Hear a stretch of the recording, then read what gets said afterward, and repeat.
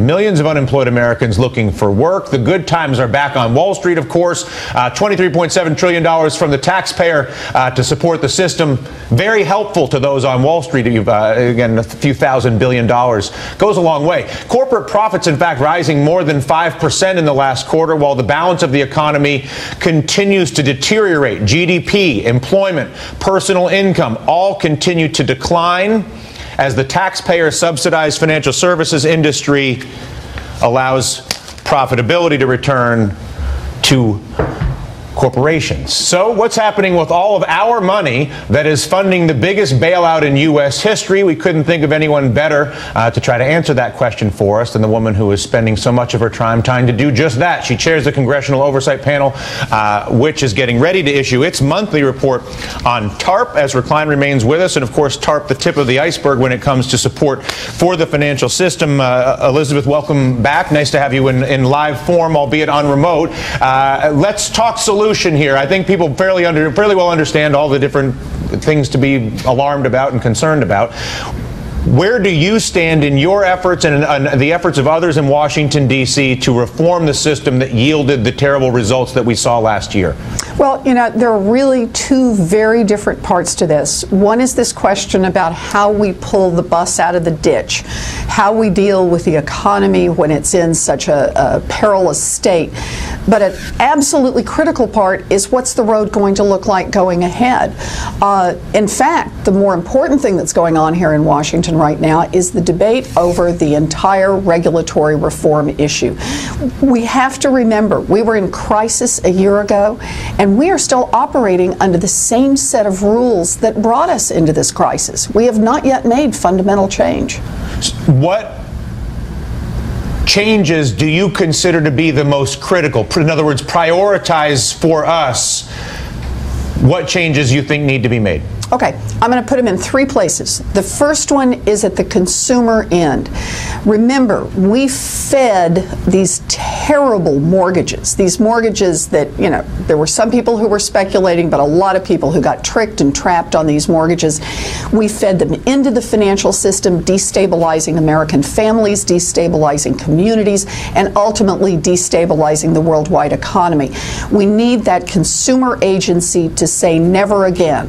That's going to be the first step in restabilizing financially American families. So let's stop there. Let's stop there. Where do we stand in getting that done, and where is the greatest resistance to do it? Again, that strikes me as self-evident. Why you would not change that and put teeth to prevent that type of exploitation or that type of misaligned incentive is beyond my comprehension. So the administration in June announced its overall outline for, I have to say, a very muscular program in this area.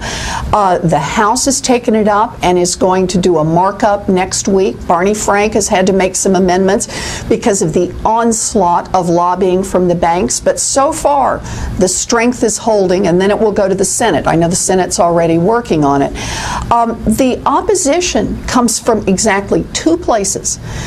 From the big financial institutions who are making so much money from American families through their tricks and traps and selling this garbage. That's right. And the regulators who let them do it. Those are the two groups who are opposed to putting together an independent consumer financial protection agency to protect the American people, and I want to underline this, ultimately to help protect the American economy. They're the ones who are opposed.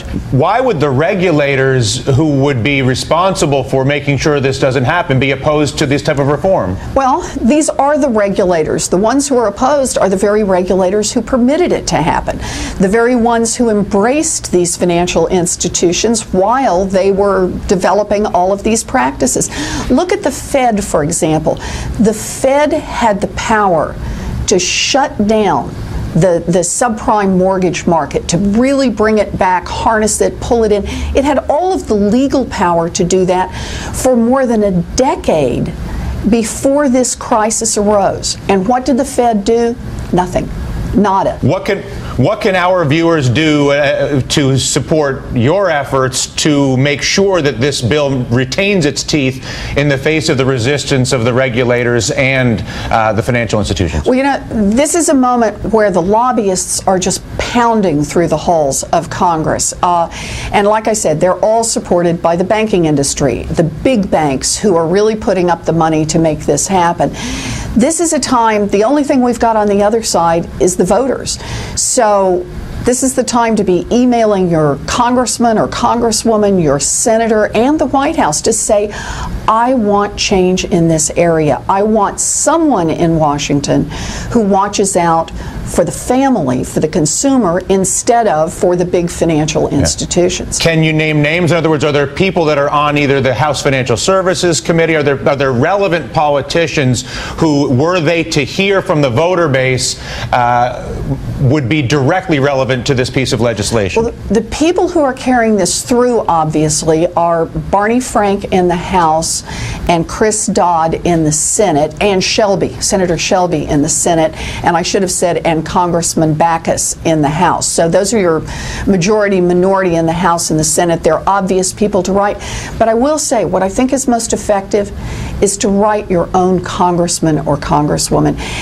That's where it's really felt. There are different players. If you know that you're in a district that has what's called a blue dog or a new Dem, they're the ones, obviously, who are, you know, a little slower in their support and a little more cautious in talking about trying to amend it.